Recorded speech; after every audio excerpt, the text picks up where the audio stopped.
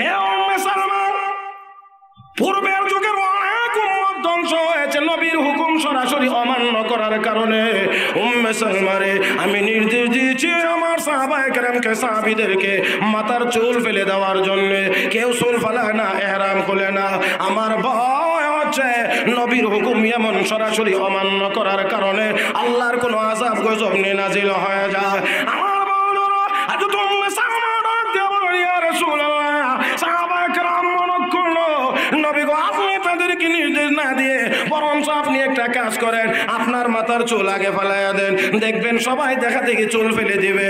আল্লাহ নবী বলেন উম্মে সালমা বড় চমৎকার পরামর্শ দিয়েছো, বড় চমৎকার পরামর্শ গ্রহণ করলাম। বিশ্ব নবী আবার নিজের চুল মুবারক যখন ফেলাইতে শুরু করে দিয়েছেন, আল্লাহ নবীর সাহাবীরা যখন দেখলেন নবীর চুল মাথা থেকে ফেলে দিচ্ছেন, এবার আর কেউ বাকি নাই, একসাথে 1400 সাহাবায়ে কেরাম চুল ফেলে দিয়েছে।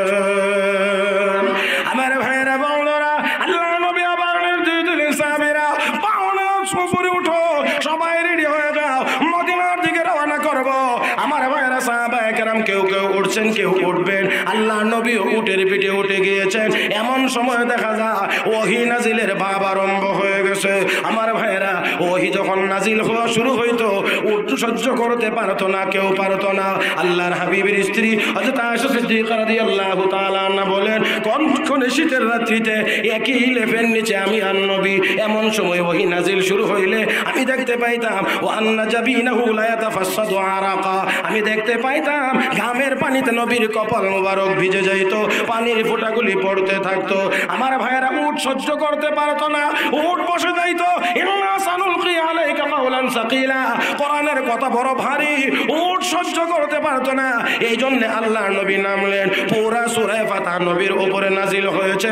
আমার ভাইয়েরা আল্লাহর নবী এবার নাজিল হওয়ার পরে সব সাহাবীদেরকে ডাকলেন, সাহাবীরা সবাই আমার সামনে আসো, আমার সামনে সবাই সমবেত হয়ে যাও। এই মুহূর্তে আমার উপরে মহান আল্লাহর পক্ষ থেকে একখানা সূরা নাজিল হয়েছে। এই বলে আল্লাহর নবী তিলাওয়াত শুরু করলেন, ইন্না ফাতাহনা লাকা ফাতহাম মুবিনা লিয়াগফিরা লাকাল্লাহু মা তাকদ্দামা মিন যামবিকা ওয়া মা তাআখার ওয়া ইউতিম্মা নি'মাতাহু আলাইকা ওয়া ইয়াহদিয়াকা সিরাতান মুস্তাকিমা ওয়া ইয়ানসুরাকাল্লাহু নাসরান আজিজা।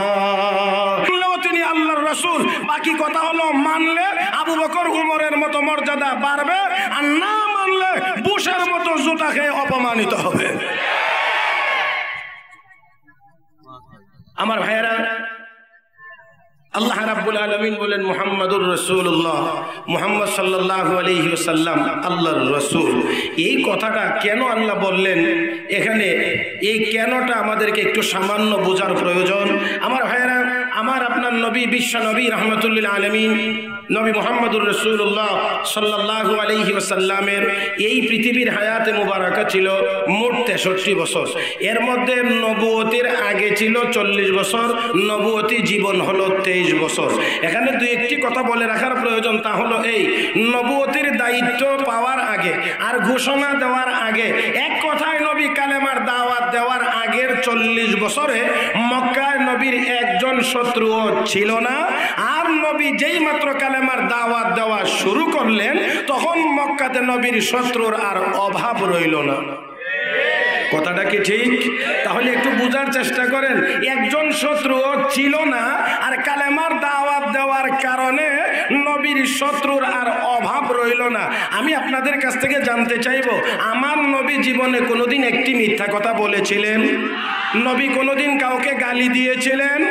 নবী কাউকে আঘাত করেছিলেন? নবীর জীবনে কারো কোনো ক্ষতি করেছিলেন? না। তাহলে কোনো দোষই নবীর মধ্যে ছিল না, এই কথাটা মক্কার মানুষেরাও বলতো। কিন্তু নবী যখন বললেন লা ইলাহা ইল্লাল্লাহ, তোমরা বলো আল্লাহ এক, তখনই তারা নবীর শত্রুতে রূপান্তরিত হয়ে গেল। আমার ভাইয়ারা, সাইয়্যিদুল মুরসালিন, ইমামুল মুরসালিন, রাহমাতুল লিল আলামিন যেই নবী, সেই নবী কালেমার দাওয়াত দেওয়ার কারণে যদি হাজারো গুণাবলী থাকার পরে নবীর যদি শত্রুর অভাব রইল না, মনে রাখতে হবে ১৫০০ বছর পরে বর্তমান পৃথিবীর ২৫০ কোটি মুসলমান শুধু কালেমাওয়ালা হওয়ার কারণে তাদেরও শত্রুর অভাব থাকবে না। শুধু কালেমাওয়ালা আমরা লা ইলাহা ইল্লাল্লাহু মুহাম্মাদুর রাসূলুল্লাহ এই কালেমা পড়ছি, এটাই আমাদের বড় অপরাধ। এই কারণে আমাদেরও শত্রুর অভাব থাকবে না। আমার ভাইয়েরা আসুন, আল্লাহর হাবিব রাহমাতুল্লিল আলামিনের এই যে নবুয়তি 23 বছর জীবন, এই 23 বছরের প্রথম 13 বছর মক্কার জীবন, পরের 10 বছর মদিনার জীবন। 13 বছরের জীবনকে মক্কি জীবন বলা হয়, আর 10 বছরের মদিনার জীবনকে মাদানী জীবন বলা হয়। 13 বছরের মক্কার জীবনে কোরআন শরীফে যত সূরা নাজিল হয়েছে, এই সূরাগুলিকেও মক্কি সূরা বলা হয়। মদিনার 10 বছরে যত সূরা নাজিল হয়েছে, এইগুলিকে মাদানী সূরা বলা হয়। আমার ভাইরা, আল্লাহর হাবিব 13টি বছর মক্কায় কালেমার দাওয়াত দিয়েছেন, আর এই কালেমার দাওয়াত দেওয়ার কারণে নবী পদে পদে কদমে কদমে নির্যাতিত হয়েছেন। কথা ঠিক কিনা? 13টি বছর পর্যন্ত নবী এবং তার সাহাবীরা কালেমার দাওয়াত দেওয়ার কারণে আর গ্রহণ করার কারণে একতরফা নির্যাতিত হয়েছিলেন। আল্লাহর নবী এবং সাহাবীরা পাল্টা আক্রমণ তো দূরের কথা, জিজ্ঞাসাও করেন নাই, কেন তোমরা আমাদেরকে মারলা, আমাকে আঘাত করলা। একতরফা নির্যাতিত হয়েছেন। তবে একটি কথা হলো এই, নির্যাতিত হওয়ার কারণে কি আমার নবী কালেমার দাওয়াত বন্ধ করে দিয়েছিলেন? আবু জাহেলের হুঙ্কারের কারণে, তার রক্তচক্ষুর কারণে কি আমার নবী কালেমার দাওয়াত বন্ধ করে দিয়েছিলেন? আমার ভাইয়েরা, সেই নবীর খাঁটি উম্মত যদি বর্তমান পৃথিবীতে খুঁজতে হয়, তাহলে আমি বলতে পারি বর্তমান পৃথিবীতে নবীর খাঁটি উম্মত কওমি মাদ্রাসার উলামায়ে কেরাম এবং তালিবুল ইলমরা। আমার বন্ধুরা, তাই বলতে পারি বিশ্ব নবী যদি আবু জাহেলের রক্তচক্ষুকে উপেক্ষা করে কালেমার দাওয়াত দিতে পারেন, নবীর জবান যদি বন্ধ হয় না, তাহলে নবীর যোগ্য উম্মত সাহাবায়ে কেরামের যোগ্য উত্তরসূরি কওমি মাদ্রাসার উলামায়ে কেরামের জবানও কিয়ামত পর্যন্ত কোনোদিন বন্ধ হবে না ইনশাআল্লাহ। আল্লাহ পাক আমাদের সবাইকে বুঝার তৌফিক দান করুক, সকলে মহব্বতে বলি আমিন। আমার ভাইয়েরা, আল্লাহর হাবিব রাহমাতুল্লিল আলামিন নির্যাতিত হয়েছেন। নির্যাতনের বিবরণ দেওয়া আমার মূল উদ্দেশ্য নয়। 13টি বছর নবী নির্যাতিত হয়েছিলেন। আমার ভাইয়েরা, এমনকি আল্লাহর নবী খানায়ে কাবার ভিতরে গিয়ে 2 রাকাত নামাজের সুযোগও নবীকে দেওয়া হচ্ছিল না। যেই লোকটার কাছে চাবি থাকতো, তার কাছে গিয়ে একদিন চাবি চাওয়ার কারণেও নবীর সাথে দুর্ব্যবহার করা হয়েছিল। সেই বিশ্ব নবী রাহমাতুল্লিল আলামিন 13 বছর নির্যাতিত হওয়ার পরে চূড়ান্তভাবে নবীকে হত্যা করার জন্য মক্কার সকল কাফের বেঈমানরা ঐক্যবদ্ধভাবে শতাধিক যুবককে অস্ত্র হাতে দিয়ে পাঠাইল, আর তারা ঐক্যবদ্ধভাবে এসে নবীর বাড়ি যেদিন ঘেরাও করেছিল, বেষ্টন করেছিল, আল্লাহ সেই দিনেই নবীকে হিজরতের নির্দেশ দিয়েছিলেন। যেই দিন বাড়ি ঘেরাও করা হয়েছে, সেই দিন নবীকে হিজরতের নির্দেশ দেওয়া হয়েছে। পরামর্শ যখন চলতেছিল, তখনই তো আল্লাহ পাঠাইয়া দিতে পারতেন, বলে দিতে পারতেন তারা আপনাকে হত্যার জন্য আসছে, আপনি চলে যান। তা আল্লাহ করলেন না, না করে বাড়িটা ঘেরাও করাইল এদেরকে দিয়ে। আর এই মুহূর্তে আল্লাহর নবীকে আল্লাহ বলেন, এখন আপনি চলে যান। আমার ভাইয়েরা, বাহ্যিক দৃষ্টিতে দেখলে হবে না। আমার বন্ধুরা, আল্লাহ রাব্বুল আলামিন চাইলেন তারা ঘেরাও করুক, আর এর ভিতর দিয়ে আমি হেফাজত করে কিয়ামত পর্যন্ত আনেওয়ালা আমার বন্ধুর উম্মতদেরকে জানায় দেই, বেষ্টন করলেই কেউ মারতে পারে না, আমি আল্লাহ যদি হেফাজত করি। নবীকে হেফাজত করতেন কে? ইয়া আইয়ুহার রাসূল বাল্লিগ মা উনজিলা ইলাইকা মির রাব্বিক ওয়া ইন লাম তাফআল ফামা বাল্লাগতা রিসালাতা ওয়াল্লাহু ইয়াসিমুকা মিনান নাস। ও নবীজি, আমি আল্লাহর পক্ষ থেকে আপনার উপরে যা কিছু নাজিল করা হয় আপনি তা পৌঁছায় দেন, তাবলীগ করেন। আমার ভাইরা, এখানে আরেক কথা, যদি বাংলায় অনুবাদ করে নবী গো পৌঁছায় দেন, কারো কোনো আপত্তি হয় না। যদি বলি নবী গো তাবলীগ করেন, এমনি আবার আমাদের দেশের এক শ্রেণীর লোক আছে গো, এই মৌলবী ওয়াহাবি। মনে হয় আমি কথাটা বুঝাইতে পারছি। যদি বাল্লিগ শব্দের তর্জমা করি পৌঁছায় দেন, তাহলে কারো আপত্তি থাকে না। যদি বাল্লিগ শব্দের তর্জমা করা হয় ইয়া আইয়ুহার রাসূল, হে নবী আপনি তাবলীগ করেন, এমনি কই এই হুজুর ওয়াহাবি আছে না? আপনারা মনে হয় জানেন না, তাবলীগের বিরোধীও একদল লোক আছে না? নাই? হ্যাঁ, তাবলীগে গিয়ে নামাজ শিখবে, রোজা শিখবে, এটা করবে না, বিরোধিতা করবে মাজারে গিয়ে ল্যাংটা বাবার দরবারে সেজদা দিয়া। আল্লাহ আমাদেরকে হেফাজত করুন। আমি ছোট মানুষ, আমার এই ক্ষুদ্র অভিজ্ঞতা 22 বছর আলহামদুলিল্লাহ এই ময়দানে বাংলাদেশের আনাচে কানাচে যতটুকু গিয়েছি, বাহিরেও যাওয়ার সুযোগ হয়েছে সংক্ষিপ্ত সফরে, সব মিলায় আমি যতটুকু দেখেছি তাবলীগ জামাতের সবচাইতে বড় শত্রু হলো এই দেশের একদল ভণ্ড পীরেরা।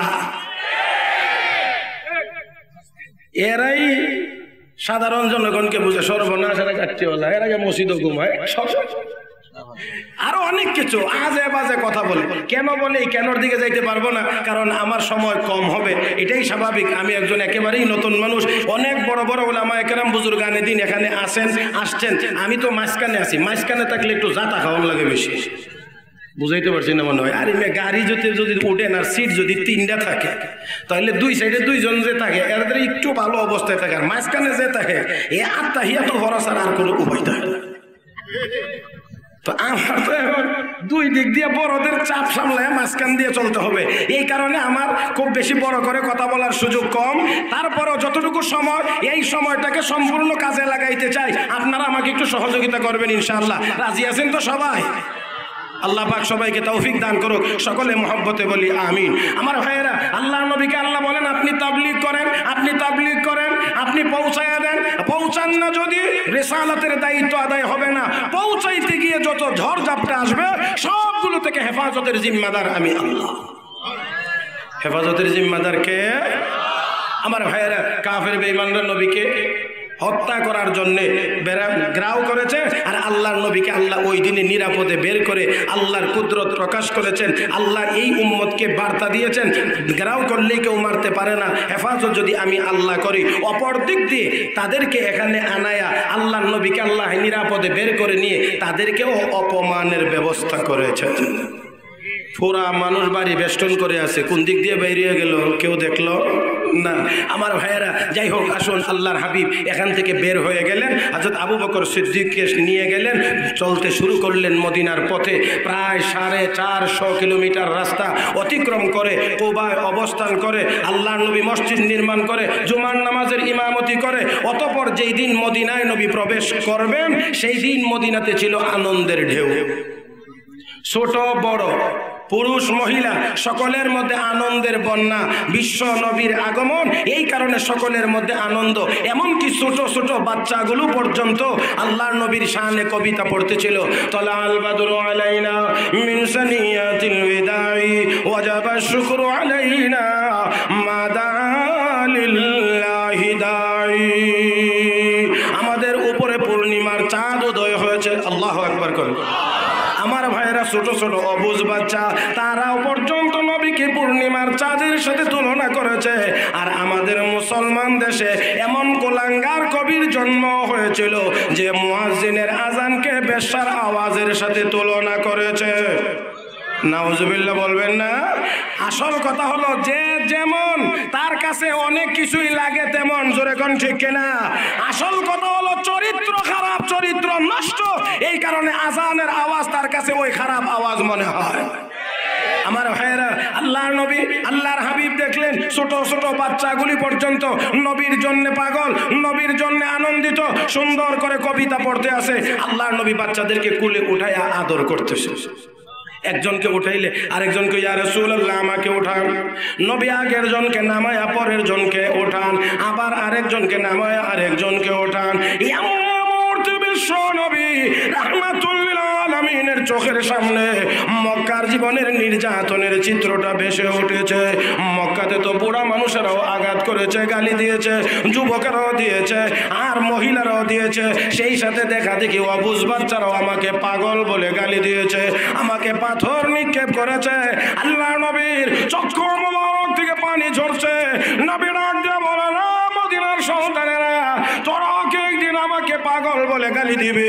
তোরাও কি একদিন আমাকে পাগল পাগল বলে তারা করবে, পাথর নিক্ষেপ করবে? তোরাও কি আমার রাস্তায় কাটা দিয়ে রাখবে? তোরাও কি একদিন আমাকে মদিনা থেকে বের করে দিবে? মদিনার ওই অবুঝ বাচ্চাগুলি ডাক দিয়ে বলে, নবী গো, না না না, আমরা মদিনাতে আপনাকে দাওয়াত করে সম্মান করে নিয়ে এসেছি।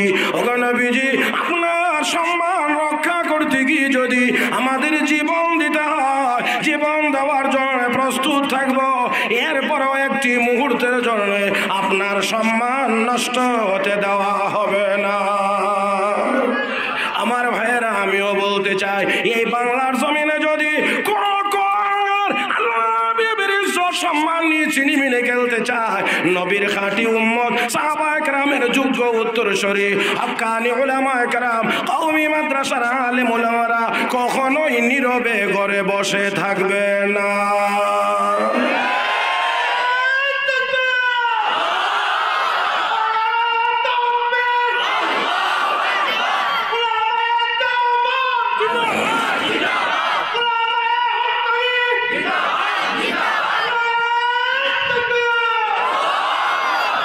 আমার ভাইয়েরা, আল্লাহর হাবিব মদিনায় গেলেন।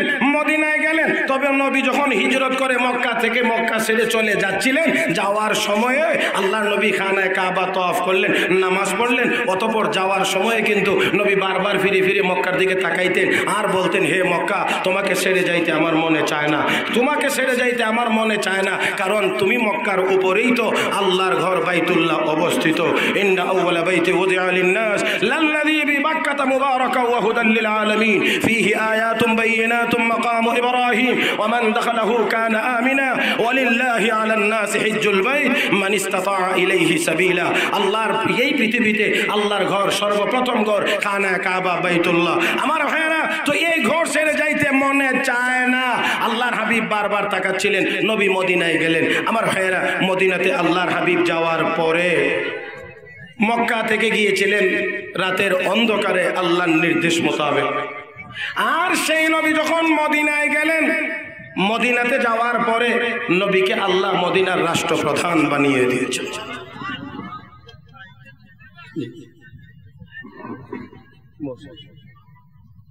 ভাইরা, একটু মেহরবানি করে আমার দিকে তাকান। আপনারা যদি অন্য দিকে তাকায় থাকেন, তা আমিও তো এইদিকে তাকায় থাকতে পারি। দেখেন তো আমি এইদিকে তাকায় ওয়াজ করলে কেমন লাগবে? হ্যাঁ, আমি যদি এইভাবে তাকায় কথা বলি, হুজুরের দিকে চাই আছে, তো কেমন লাগবে আপনাদের কাছে? একটু খারাপ লাগবে। তো আমি যখন আপনার চেহারার দিকে তাকাই আর আপনি এই দিকে তাকায় থাকেন, তো আমারও তো একটু খারাপ লাগে। কাজেই একটু মেহরবানি করে, আমার চেহারাও সুন্দর না, আমি খুব বড় আলেমও না, বুজুর্গ না, চেহারার দিকে চাইলে কোনো সওয়াব হবে আমি নিশ্চয়তা বা গ্যারান্টি দিচ্ছি না। তবে কথাগুলি শুনতে হলে আমার দিকে একটু তাকানোর দরকার আছে। কি বলেন ঠিক কিনা? একটু মনোযোগের জন্য একটু দয়া করে আমার দিকে তাকাবেন, আমিও আপনাদের দিকে তাকিয়ে কথা বলার চেষ্টা করব ইনশাআল্লাহ। আমার ভাইয়েরা, আমার বন্ধুরা, আল্লাহর হাবিব মদিনায় গেলেন, মদিনার রাষ্ট্রপতি হয়ে গেলেন। মক্কার কাফেরদের শুনতে খুব ভালো লাগতেছে। আপনারা কথা বলেন, একটু আওয়াজ করেন না। নবী মক্কায় ছিলেন নির্যাতিত, আবু জাহেল আঘাত করতো, আবু লাহাব আঘাত করতো, উতবা সাহেবার আঘাত করতো, বিভিন্ন কাফের বেঈমানরা নির্যাতন করতো। সেই নবী হিজরত করে মদিনায় গিয়ে মদিনার রাষ্ট্রপতি। এতে করে আবু জাহেলের মনের অবস্থাটা কি খুব ভালো না আরো খারাপ? আরো খারাপ। আরে কয় কি বলে কি, মদিনায় গিয়ে রাষ্ট্রপতি। নবী মদিনায় গিয়ে একটু আরামে শান্তিতে থাকবেন, এটাও আবু জাহেলের পছন্দ হইতেছিল না। এই কারণে একের পর এক যুদ্ধ, যাওয়ার পরের বছর থেকেই তো বদরের যুদ্ধ, এরপরে ওহুদের যুদ্ধ, খন্দকের যুদ্ধ, একের পর এক যুদ্ধ চলতে চলতে আল্লাহর হাবিব রাহমাতুল্লিল আলামিন 5 বছর অতিক্রম করার পরে 6 নম্বর বছরে নবী একবার স্বপ্ন দেখলেন, আল্লাহর হাবিব বিশাল বড় একটি সাহাবায়ে কেরামের জামাত নিয়ে, সাহাবায়ে কেরামের এক বিশাল জামাত নিয়ে আল্লাহর নবী খানায় কাবা তওয়াফ করতেছেন। কি করতেছেন? নবী সাহাবায়ে কেরামের এক বিশাল জামাত নিয়ে আল্লাহর ঘর তওয়াফ করতে আছেন। নবীর স্বপ্নের মধ্যে কোনো সন্দেহ আছে? তো কোনো সন্দেহ আছে? মিথ্যা হওয়ার কোনো আশঙ্কা আছে? আমার ভাইয়েরা, নবীর স্বপ্ন নবুয়তের 46 ভাগের 1 ভাগ। ওয়াজুজউম মিন 46 জুজআম মিনান নবুওয়া। নবুয়তের 46 ভাগের 1 ভাগ হলো সত্য স্বপ্ন, নবীর স্বপ্ন। কারণ নবীর উপরে প্রথম 6 মাস স্বপ্নের মাধ্যমেই ওহী নাজিল হইত। এই কারণে 23 বছরকে যদি ডাবল করেন 46 হবে। এই 46 মানে হলো 6 মাস করে ভাগ করলে 46টা 6 মাস পাওয়া যাবে।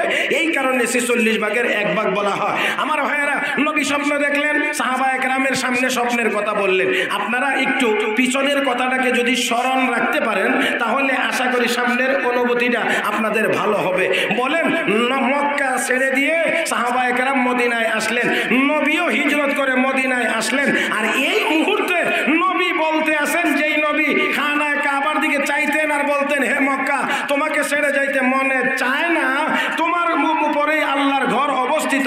এই নবী স্বপ্ন দেখলেন সাহাবায়ে কেরামকে নিয়ে আল্লাহর ঘর তওয়াফ করতে আসেন। সাহাবায়ে কেরামের মানসিক অবস্থা কিছু পরিবর্তন হবে কি হবে না? আমার ভাইয়েরা, বাংলাদেশে একজন হাজী সাহেব যদি হজ করে আসেন, পরের বছর যদি আরেক হাজীকে হজের জন্য বিদায় দিতে যান, বিদায় দেওয়ার সময় হাজী সাহেব, আগের হাজী সাহেব কান্দে, ভাই আল্লাহ আমার একবার নেওয়াই ছিল, আল্লাহ যদি আরো নেওয়াইতো তাহলে ভালো হইতো, এমন করে কান্দে, কারণ তার চোখের সামনে দৃশ্যগুলি ভেসে ওঠে। জোরে এখন ঠিক কিনা? আপনাদেরকে একটু মনে চায় না ও খানায় কাবা দেখতে? যারা বলেন নাই তার মনে চায় না। আরে আল্লাহর ঘর দেখতে কি সবার মনে চায়? আমি তো মনে করি এই পৃথিবীর যত মুসলমান আছে, দুর্বল ইমানের অধিকারী হইলেও তার মন চায় খানায় কাবা দেখতে, এই ঘর তওয়াফ করতে। হ্যাঁ, লতিফ সিদ্দিকী মার্কা নাস্তিক যারা আছে, এদের মনে কোনোদিন জাগ্রত হবে না। নবী যেই মাত্র বললেন, আমি দেখছি তোমরা নিয়ে আল্লাহর ঘর তওয়াফ করতে আসি, সাথে সাথে 1400 সাহাবায়ে কেরাম লাফ দিয়ে দাঁড়ায়, হুজুর আর দেরি করা যায় না, এখনই উমরার জন্য রওনা। নবীর কথা সাহাবায়ে কেরাম বিশ্বাস করতে তো কোনো দলিল প্রমাণ লাগতো না। আমরা এনে সুবিধা মতো হইলে মানি, না হইলে নাই। কথা বোঝেন নাই? এমনি হুজুরে দেখলে, হুজুর জান দিলাম, কোন কি হুজুর? হাফিজুল্লাহ সাহেব হুজুর জান দিলাম, একটু পিছনে গেলে কাহা মোল্লার কথাই দেশ চলল। ভাইয়ের আমার, আল্লাহর নবী সাহাবায়ে কেরামের এই আবেগ দেখে নবীও বললেন, ঠিক আছে আমিও প্রস্তুত। নবীর স্বপ্ন তো আর মিথ্যা হবে না, এই কথা অবশ্যই সত্য, নবীর স্বপ্ন বাস্তবায়ন হবে। তবে এই বছরই হবে না পরের বছর হবে, কত বছর পরে হবে, এরকম তো কোনো সুনির্দিষ্ট তারিখ স্বপ্নের ভিতরে ছিল না। আল্লাহর নবী প্রায় 1500 সাহাবায়ে কেরামকে নিয়ে মক্কার দিকে রওনা করেছেন। আসতে আসতে আর মাত্র 19 মাইল বাকি, এই জায়গাটার নাম হলো হুদাইবিয়া। এখানে আসার পরে নবী বাধাপ্রাপ্ত হইলেন।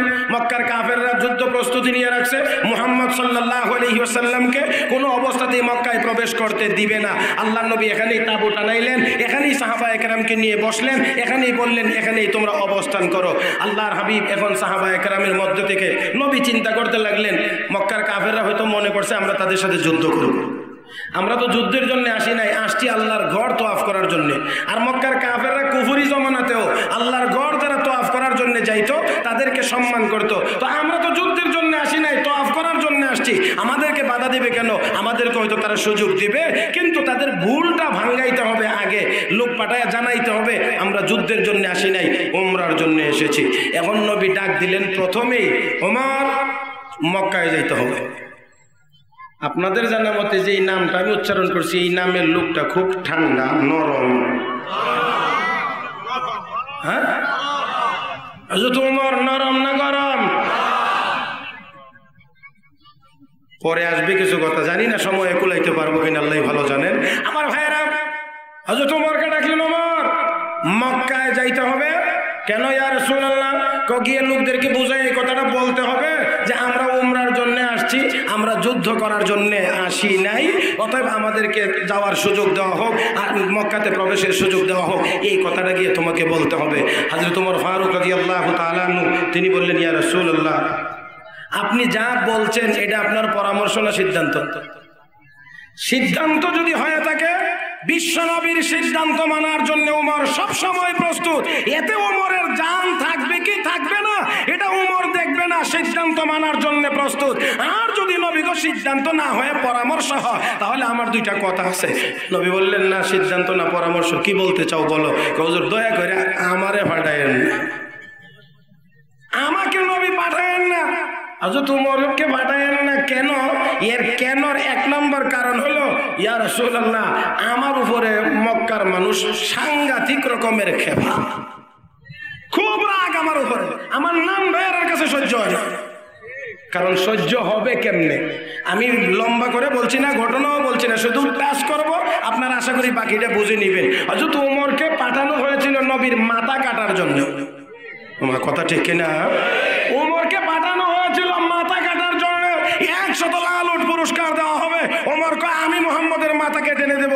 আর সেই ওমর গিয়ে বিশ্ব নবীর দরবারে কালেমা পড়ে মুসলমান হয়ে গেছে। শুধু কি মুসলমান হইছে, মুসলমান হইয়া আসছে আবার কাবা শরীফের সাথে। এখন আগে গেছিল যে উমর, এই উমরের সুরত আর এখনের উমরের সুরতেও কিছু বেশ কম আছে। কারণ আগের উমর ছিল কাফের, আর এখনের উমর মুসলমান। এখন দেখেন উমরকে পাঠায়া আবু জাহেল আবু লাহাবেরা হাতে তালি দিয়ে একজন আরেকজন বুঝেন নাই, মুহাম্মদের মাথা নিয়ে আসতেছে, সবাই খুব আনন্দিত। এমন সময় দেখা যায় এক মোল্লা উমর এখানে এসেছে। এই মেয়ে আফগানিস্তানের মোল্লা উমরের কথা বলছি। ওই ওমর মোল্লা বেশে দাঁড়াইছে, শুধু দাঁড়াইছে না, দাঁড়ায় কয় আবু জাহেল কয় রে, আল্লাহু আকবার কান। ওয়াল্লাহ এই নেতার ঘোষণায় না উমর দৌড় দিছিল। এখন কয় আবু জাহেল কোথায়, এই আবু লাহাব কোথায়, এই মক্কার কাফেররা কোথায়? আমি খাত্তাবের ছেলে ওমর, এখন থেকে মুহাম্মদুর রাসূলুল্লাহর গোলাম হয়ে গেছি। যদি তাকো কেউ তোমার মায়ের কোল খালি করবে, চাও যদি স্ত্রীকে বিধবা করবে, চাও যদি সন্তানকে এতিম বানাবে, আমি ওমরের সামনে আসো। আর একটু জোরে করেন আল্লাহু আকবার। বলেন তো দেখি, এই ঘোষণা শুনে আবু জাহেলের হাতের সার কাঁপছে ছিল, এটা আছে তো না হয়ে গেছে? আরে কথার কথা বলছে আর কি। আমার ভাইয়েরা একটা দেখো কি হইল, এই কি হইল রে? পাঠাইলাম মাথা আনার জন্য, গেল মেজাজ গরম করে মাথা আনবে মুহাম্মদের। এখন দেখো এ বলে গোলাম হয়ে গেছে, আর আমরা বলে যাইতাম। ভয়ে কেউ যায় না, তবে না গেলেও ভিতরে যন্ত্রণা আছে না নাই? আরো জোরে কর নাই না আছে? তোমার সামনে থাকলে আয়, কেউ আয়, যদি সাহস থাকাতে আমার সামনে আয়। কেউ যায় না ইমানি পরীক্ষা, আজ তোমার 1 নম্বরে পাশ করেছে। এই জন্যে আমারে না পড়ানি ভালো। 2 নম্বর হলো সাহাবায়ে কেরাম হিজরত করতেন গোপনে, আর হযরত ওমর হিজরতের সময় প্রকাশ্যে কাবা শরীফ তওয়াফ করছেন, নামাজ পড়ছেন, দোয়া করছেন। যাওয়ার সময়ে মক্কার কাফেরদেরকে এমনই ভাবে ডাক দিছেন, দেখো মক্কার কাফের বেঈমান, তোরা কই? মুহাম্মদুর রাসূলুল্লাহর নির্দেশে আমি হিজরত করে মদিনায় যাচ্ছি, পারলে কেউ ফিরা,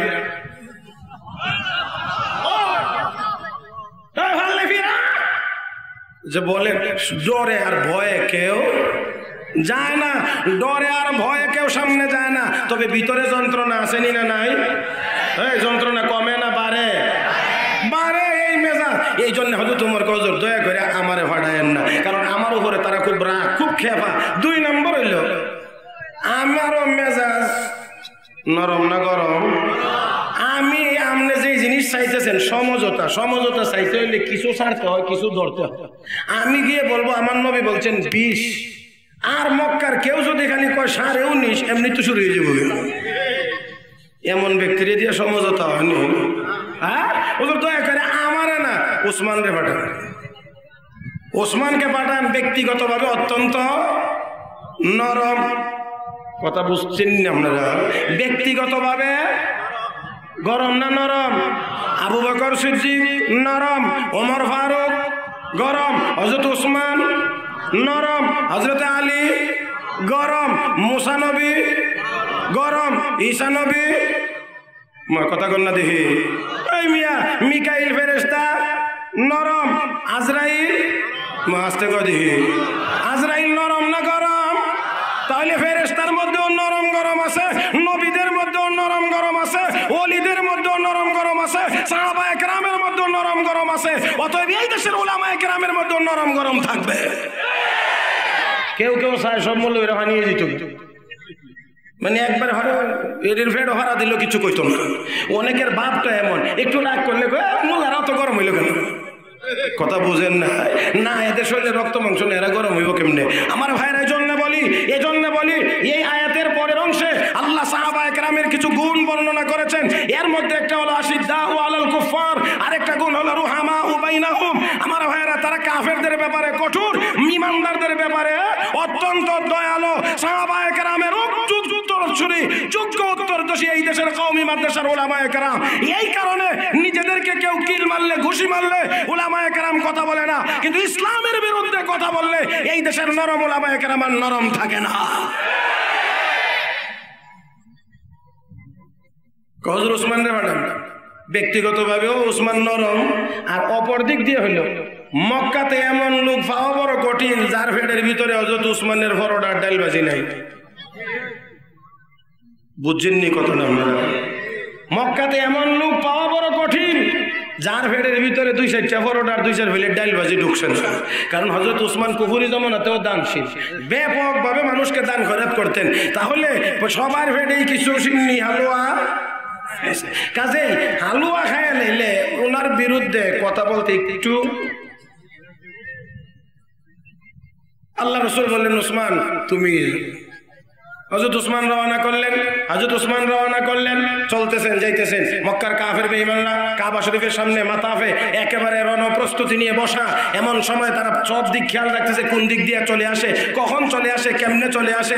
এমন সময় দেখা যায় আইতে আসে, টুপি আসেনি মনে করেন মাথায়, কথা কানা দিই। আরে হযরত ওসমানের মাথায় টুপি আসেনি, জামা সুন্নতি লেবাস আছে না নাই?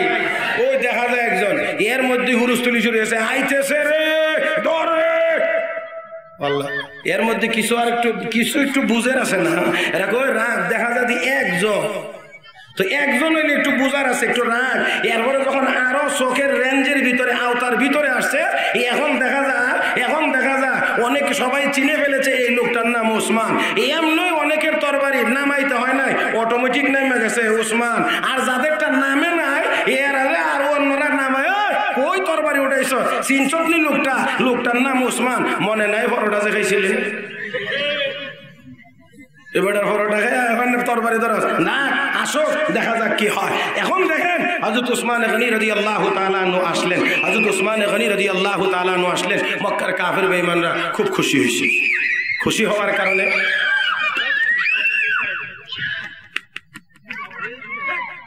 ঠিক আছে, হ্যাঁ আসার কিছু নাই, এটা আমাদেরই ব্যর্থতা। আমরা আমাদের এই ছেলে মেয়েদেরকে কোরআন হাদিসের গুরুত্ব, কোরআন হাদিস কোন জিনিস বা ধর্ম ইসলাম কোন জিনিস শিখাইতে ব্যর্থ হয়েছি। এই কারণেই এখানে এই আওয়াজ হইতেছে। আমার ভাইয়েরা, এত বড় মাহফিলের কাছে যখন এইগুলি আইসে এইভাবে চিৎকার করতে পারে, এদের কাছে সঠিক বুঝ না থাকার কারণে এই অবস্থা। আমিও বলি, বর্তমান বাংলাদেশে যত সন্ত্রাস, জঙ্গিবাদ এবং হুরুস্তুলি, মারামারি, কাটাকাটি আছে, সবগুলোর একমাত্র কারণ হলো ইসলামী শিক্ষা না থাকার কারণে। আমার ভাইয়েরা, হযরত ওসমানকে পাইয়া মক্কার কাফেররা খুব খুশি। ওসমান তুমি আইছো বড় ভালো হয়েছে, কথাটার ভিতরে আরেকটা কথার যেন ইঙ্গিত পাওয়া যায়, উমর যে আইছে না খুব ভালো হয়েছে। কথা ঠিক কিনা? ওসমান তুমি যদিও মুসলমান, তোমার সাথে আমাদের কোনো বিরোধিতা নাই, তোমার সাথে আমাদের কোনো রাগ গুসা নাই। ওসমান তোমার যত মনে চায় তুমি ইবাদত করো, যত মনে চায় তুমি আল্লাহর ঘর তওয়াফ করো, যতদিন মনে চায় তুমি মক্কায় থাকো, তুমি আমাদের মেহমান। হে ওসমান, তোমার সাথে কোনো দুর্ব্যবহার হবে না, কিন্তু মনে রাখবা তোমার নবীকে কিন্তু মক্কায় আসতে দেওয়া হবে না। আমার ভাইয়েরা বলেন তো দেখি, নবীকে মক্কায় আসতে দেওয়া হবে না, এই কথাটা কি নবীর শানে সম্মান না অপমান? আমার বলার হযরত ওসমান যখন এই কথা শুনলেন, ব্যক্তিগতভাবে অত্যন্ত নরম। হযরত ওসমান ডাক দিয়ে বলল, মক্কার কাফের বেঈমানেরা, আমাকে বলতেছ আমি যতদিন চাই ততদিন ইবাদত করব, আর আমার নবীকে 19 মাইল দূরে দাঁড় করায় রাখবে, আসতে দেবে না।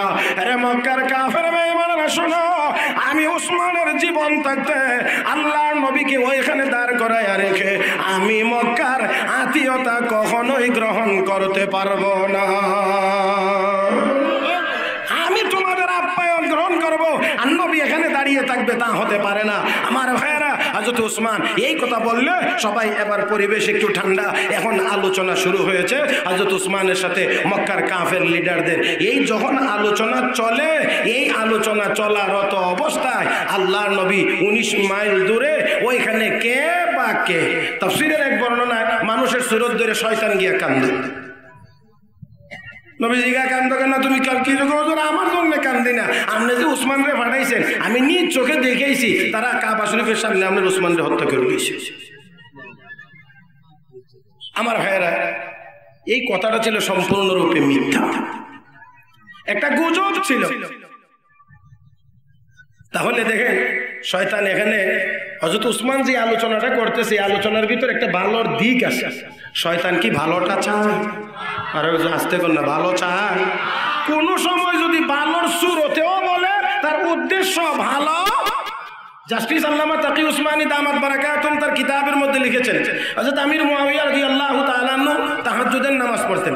একদিন শয়তানে গিয়ে খুব মালিশ টালিশ কইরা ঘুম পাড়াইয়া রাখছে।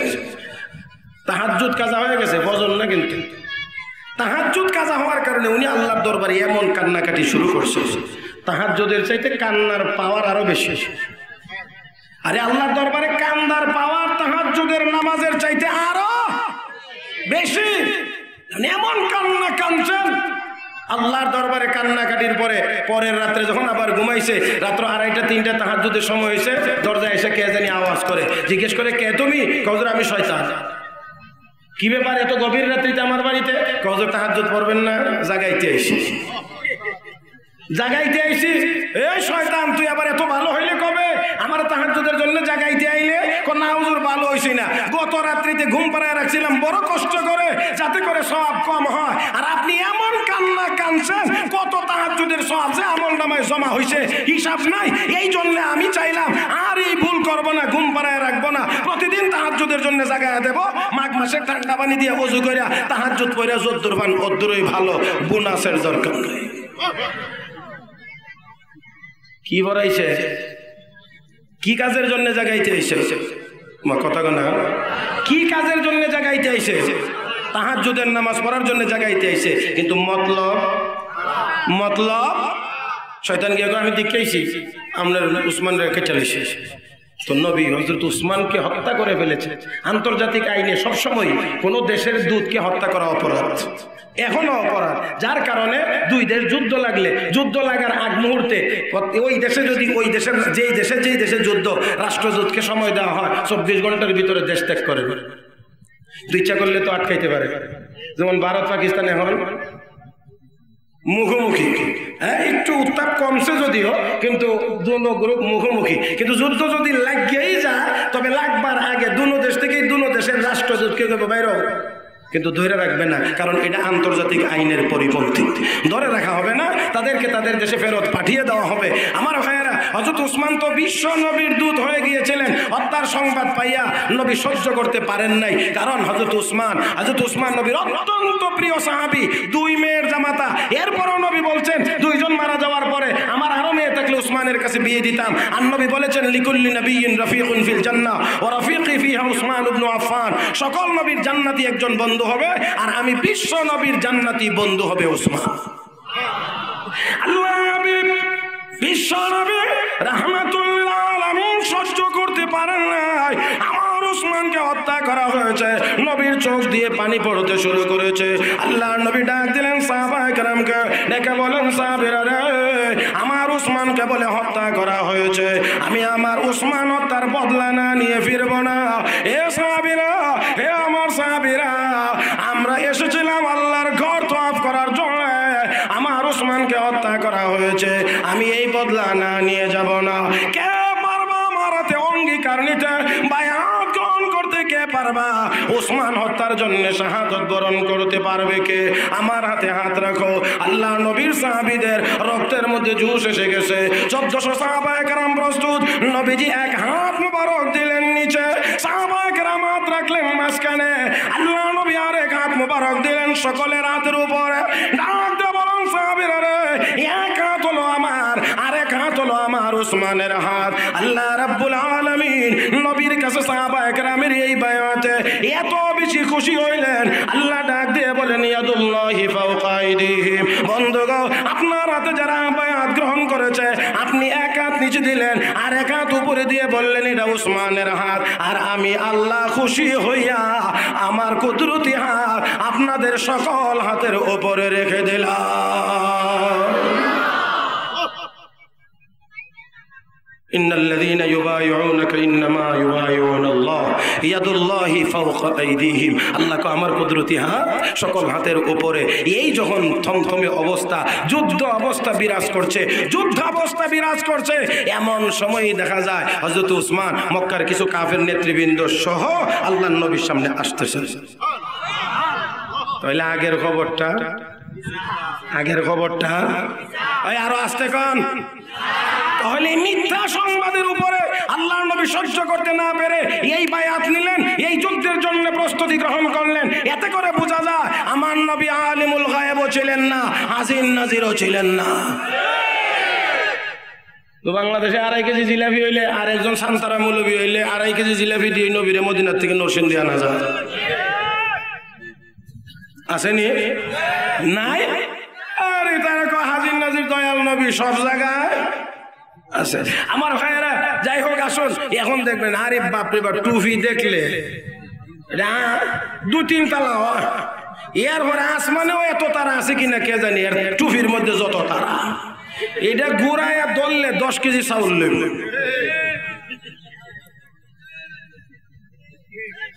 বেজার হয়েছেন নাকি আমার ভাইয়েরা? যাই হোক আসেন, আমি এখানেও কথা বলতে প্রস্তুত না, তবে একটা কথা হলো সত্য গোপন থাকে না, আর কে কোন জায়গায় ধরা পড়বে ধরা পড়ার আগে কেউ জানে না।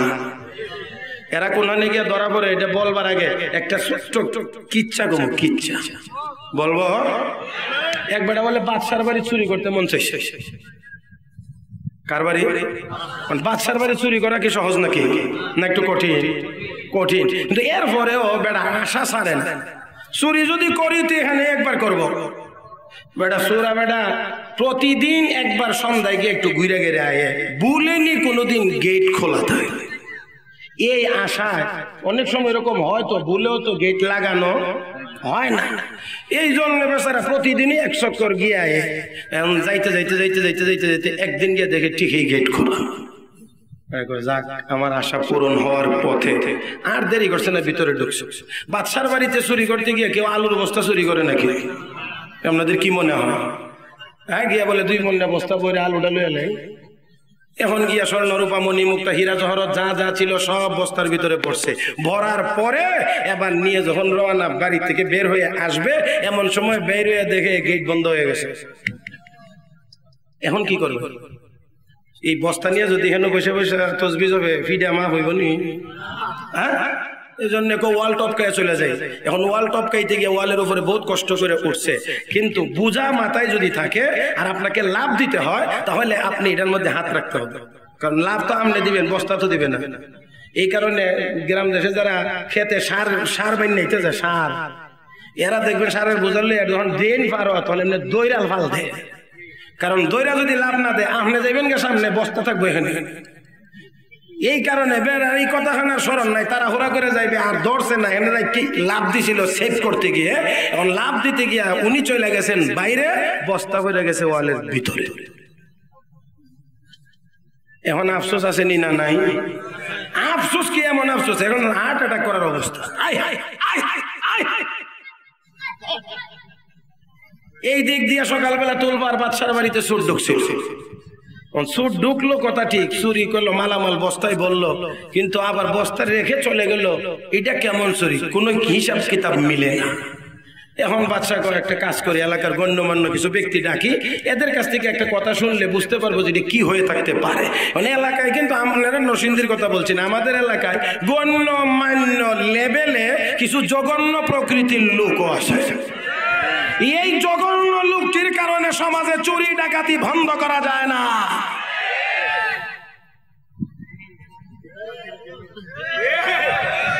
কি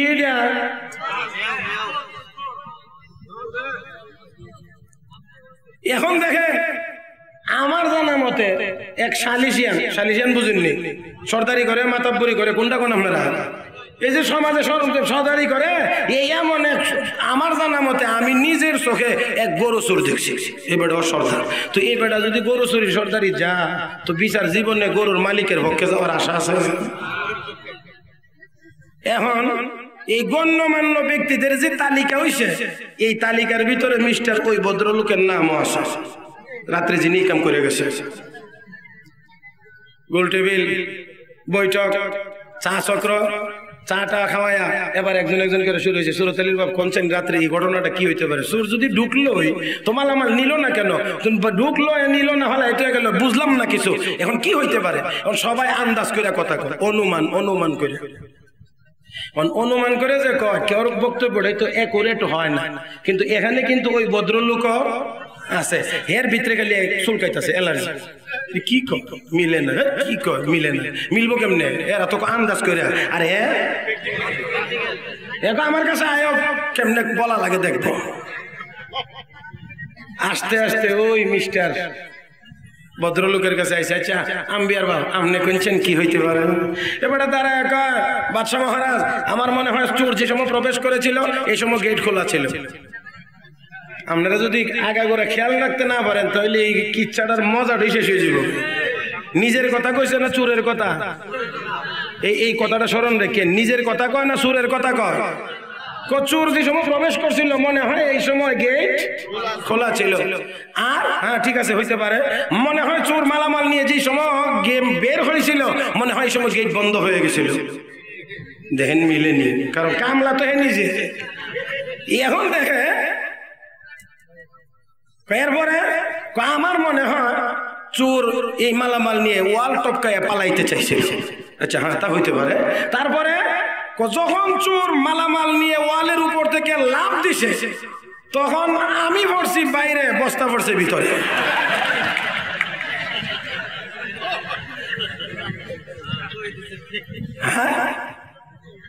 কে পড়ছে বাইরে? লাফ দিছিল কে? লাভ দিছিল চোরে, আর পড়ছে কোন জায়গা গিয়ে ধরা পড়ছে? লাভ দেওয়ার আগে না পরে লাভ দিছে চোরে, আর পড়ছে হে নিজে। তো দেখেন এতক্ষণ চোর চোর চোর আর লাভ দিয়ে ভরার পরে হইছে আমি। আমার ভাইয়েরা, আমাদের দেশে নবীকে যারা হাজির নাজির মনে করে লাভ দিয়ে দাঁড়ায়, আর দাঁড়ায় আবার বসে দোয়া করে কি আল্লাহ এতক্ষণ যা কিছু দরুদ ও সালাম পড়লাম সোনার মদিনায় পৌঁছায়া দাও। ওই গাদা, তোর পাশের চেয়ারে যদি নবী আইসা থাকে মদিনায় পৌঁছাইবে কেন? নবীর হাতে এনে দেওয়ার দরকার। কষ্ট করে আসলেন, নবী হাদিয়াটা নিয়ে যান। এই কথা না বলে বলে মদিনায় পৌঁছায়া দেন। ওই চোর যেমন লাভ দিছে চোরে আর পড়ছি আমি বলে এখানে গিয়ে ধরা খায়, আমাদের দেশের হাজির নাজিরাও লাভ হয় মাইলা মিলাদ পরে আর দোয়াতে গিয়া ধরা খায়।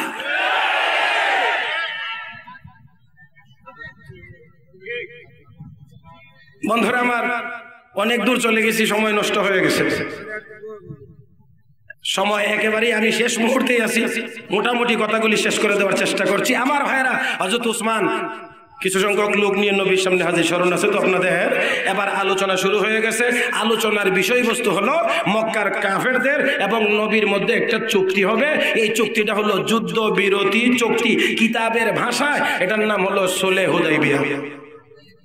আমার ভাইয়েরা, এই চুক্তি হবে, এটা মোটামুটি একমত। এখন চুক্তির শর্ত কি হবে? পয়লা নম্বর শর্তই, প্রথম নম্বর শর্তই হলো এই বছর আপনারা মক্কায় প্রবেশ করতে পারবেন না, এখান থেকেই ফেরত চলে যাইতে হবে।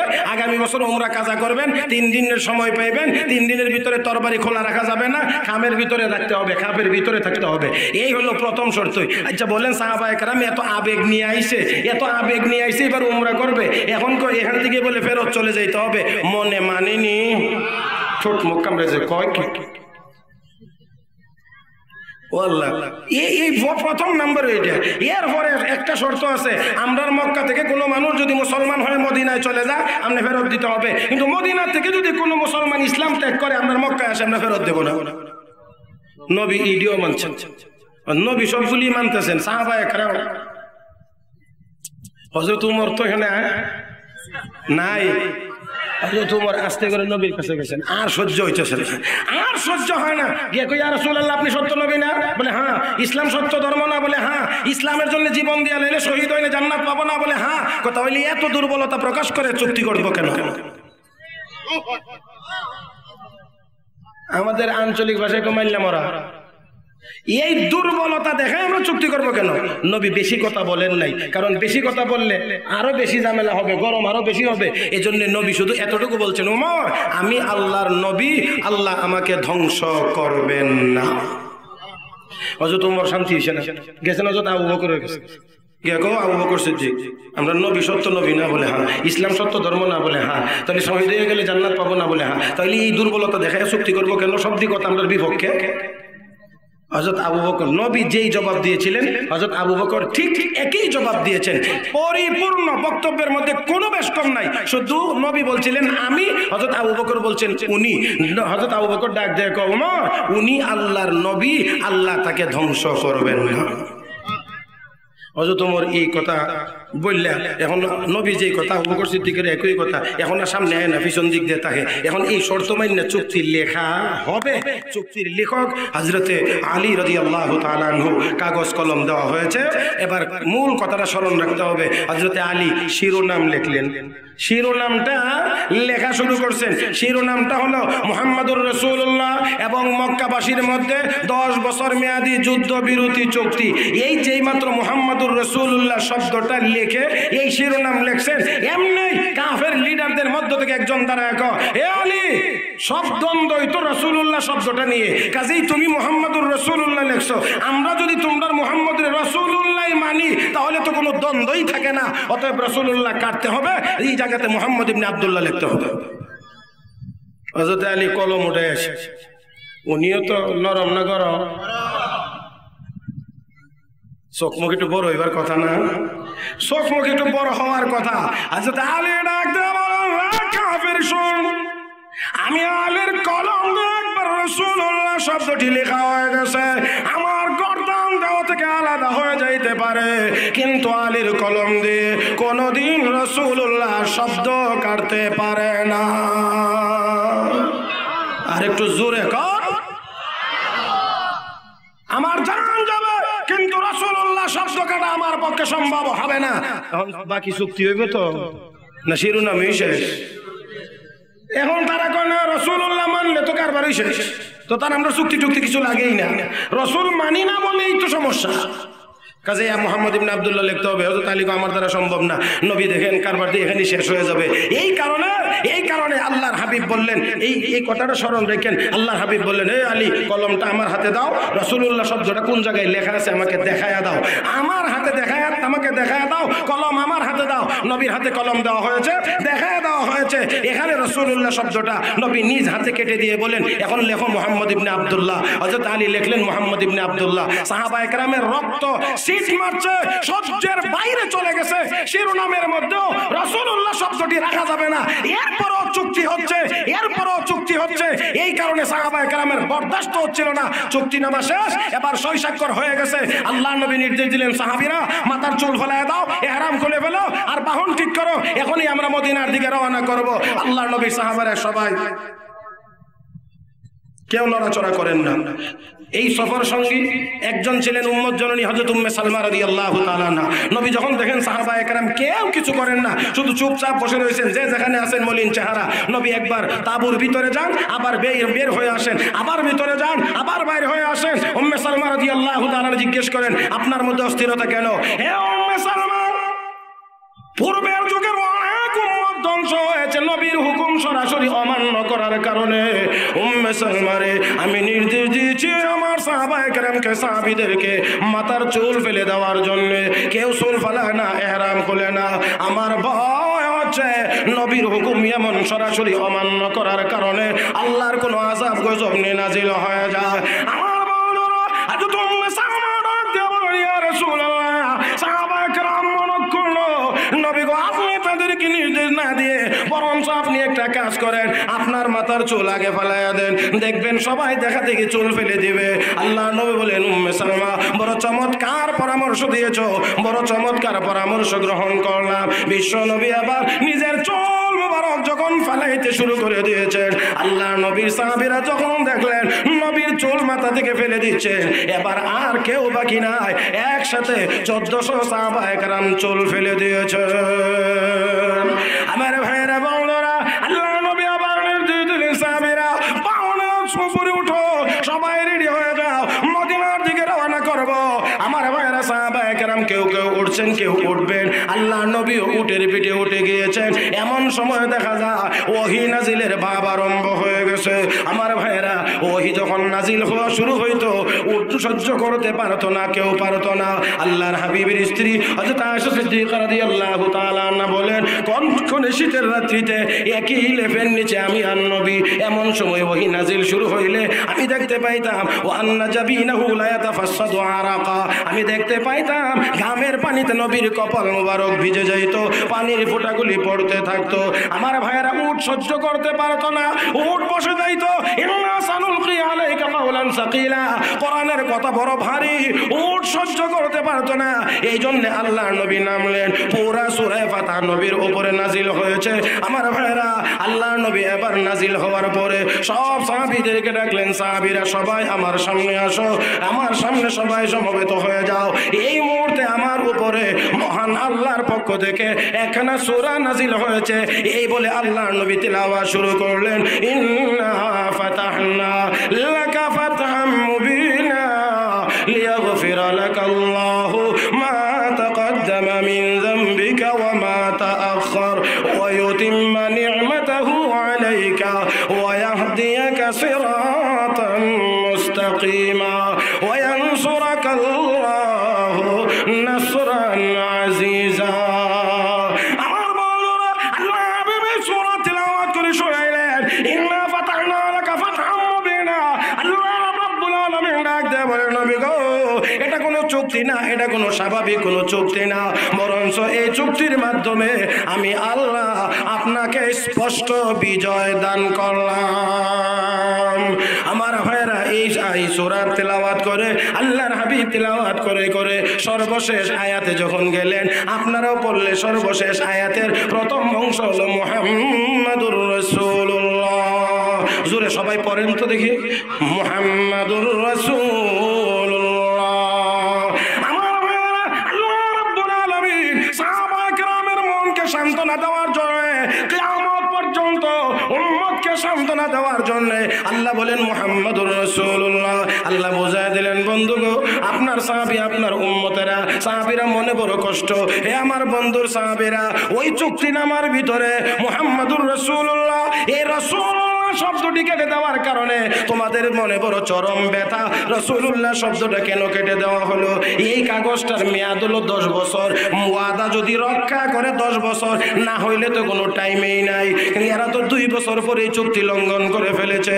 আমার আল্লাহ বোঝাইতে চাও, আমার বন্ধুর সাহাবীরা, 10 বছর মেয়াদি কাগজে মক্কার কাফের বেঈমানেরা রাসূলুল্লাহ শব্দটা রাখতে দিল না। এই জন্য বেজার হওয়ার কিছুই নাই, মনক্ষুণ্ণ হওয়ার কিছুই নাই। আমি আল্লাহ আমার চিরস্থায়ী কোরআনে আমার বন্ধুকে রাসূলুল্লাহ বলে ঘোষণা করলাম। আমার ভাইয়েরা, আল্লাহ বলেন এই জন্য মুহাম্মাদুর রাসূলুল্লাহ, মুহাম্মদ সাল্লাল্লাহু আলাইহি ওয়াসাল্লাম আল্লাহর রাসূল। শুধু কি রাসূল না, সর্বশ্রেষ্ঠ রাসূল। সবাই না বললে তো আওয়াজটা বড় হয় না। তিনি বলেন আমাদের নবী অন্যান্য নবীর সমান। আরো জোরে, আমাদের নবী সকলের শ্রেষ্ঠ, সকল নবীর চাইতে আমার নবী শ্রেষ্ঠ। আমাদের দেশে ময়দান গরম করার জন্য কিছু আলতু ফালতু লোক আছে, এরা কইব দেওবন্দি মৌলবীরা, কওমি মাদ্রাসার মৌলবীরা কোন নবী বলে আমরা সমান হই। জোরে কোন নাউজুবিল্লাহ। ওই আপনারা কেউ মনে করেন নবী আর আমরা সমান? আরো আস্তে কর, নবী আর আমরা সমান? আমরা সাথে কই, আমরা কই আর নবী কই, কি মিল আছে? কত ব্যবধান! আমরা তো কথাটা সহজে বলে ফেলি, নবীর আর আমরার মধ্যে অনেক ব্যবধান। ব্যবধানটা কদ্দূর, এই কদ্দূরটাও তো বলতে গেলে অনেক সময়ের দরকার। শুধু শিরোনামটা বলার চেষ্টা করছি, খেয়াল করে শুনবেন। সারা দুনিয়াতে যত মানুষ আছে, ভালো করে আমার দিকে একটু তাকান দয়া করে, যত মানুষ বর্তমান পৃথিবীতে আছে, সকল মানুষের মধ্যে ইমানদারগণ শ্রেষ্ঠ। আলহামদুলিল্লাহ কান আরো জোরে কান। এই ভাই, সারা পৃথিবীর মানুষের মধ্যে কে শ্রেষ্ঠ?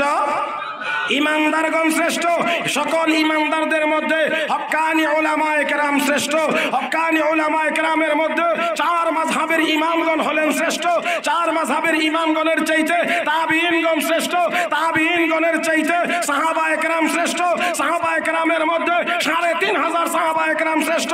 ৩৫০০ সাহাবায়ে কেরামের মধ্যে বায়াতে রিদওয়ানে অংশগ্রহণকারী ১৪০০ সাহাবায়ে কেরাম শ্রেষ্ঠ। ১৪০০ সাহাবায়ে কেরামের মধ্যে বদরের যুদ্ধে অংশগ্রহণকারী ৩১৩ জন সাহাবায়ে কেরাম শ্রেষ্ঠ। ৩১৩ জনের মধ্যে আশারায়ে মুবাশশারা ১০ জন সাহাবী শ্রেষ্ঠ। ১০ জনের মধ্যে খুলাফায়ে আরবা ৪ খলিফা শ্রেষ্ঠ। এই ৪ খলিফার মধ্যে হযরত আবু বকর সিদ্দিক হলেন শ্রেষ্ঠ। হযরত আবু বকর সিদ্দিক সহ সকল সাহাবীদের চাইতে সকল আম্বিয়ায়ে কেরাম শ্রেষ্ঠ। সকল নবীদের মধ্যে ৩১৩ জন শ্রেষ্ঠ। ৩১৩ জনের মধ্যে উলুল আজমি মিনার রাসূল ৫ জন, ৭ জন বা ১৪ জন পয়গম্বর শ্রেষ্ঠ। এই ৫, ৭ বা ১৪ জন পয়গম্বরের মধ্যে আমার আপনার নবী হলেন সকলের শ্রেষ্ঠ।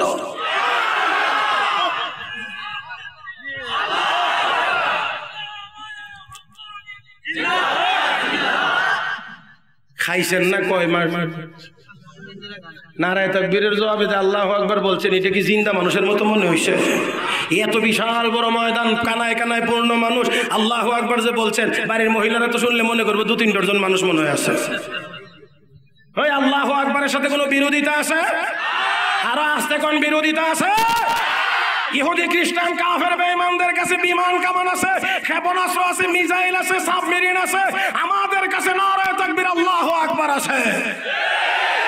এবার হোক, কে পারবে?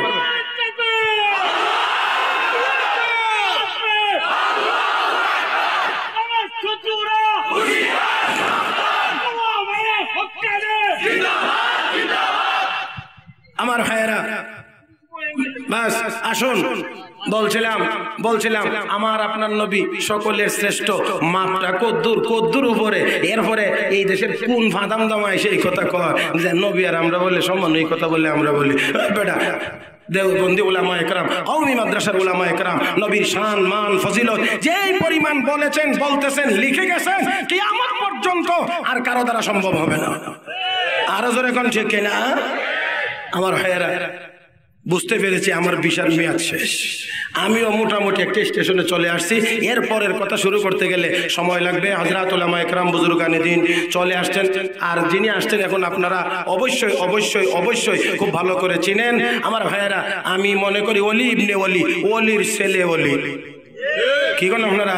কাজেই এত বড় ব্যক্তি স্টেজে চলে আসলে আমরার মতো এমন ছোটরা কথা বলাটা আমি মনে করি অনুচিত। অতএব আলোচনা যতটুকুই করেছি আর আপনারাও শুনেছেন, এর ভিতরে ভুলভ্রান্তি হয়ে থাকলে আল্লাহ যেন মাফ করে দেন। আমলযোগ্য কথাগুলির উপরে আল্লাহ যেন আমাদের সবাইকে আমল করার তৌফিক দান করেন। সকলে মহব্বতে বলি আমিন।